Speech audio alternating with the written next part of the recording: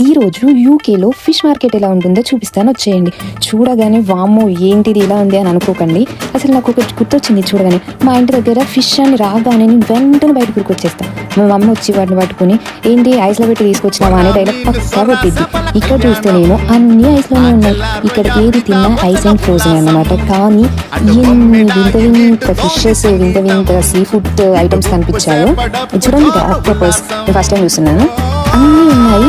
మా చెప్పాలంటే స్మెల్ కూడా ఫిష్ స్మెల్ దగ్గర సీ స్మెల్ రకంగా వచ్చింది.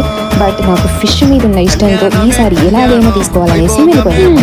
అసలు ఈ టాస్క్ ఇక్కడ వచ్చింది. నాకు ఫిష్లో తెలిసినవి 2-3 పేర్లు. అక్కడికి వెళ్ళి అతన్ని అడిగితే అతను ఇంకొకటి చెప్తున్నాడు. ఆ బొచ్చే చేప కోసం నేను పడిన కష్టాలు అంతా ఇంత కాదండి. లాస్ట్కి పట్టేశాను. నేను కింగ్ ఆఫ్ ద ఫిష్ అయినా హెల్త్కి మంచిదైనా కానీ నాకు మాత్రం బొచ్చే చేపతో పెట్టిన పులుసు అంటే పంచప్రాణాలు. ప్రైస్ చెప్పడం మర్చిపోయానండి. కేజీ ఫిష్కి 10 పౌండ్స్ అంటే ఆల్మోస్ట్ 1200 అండి.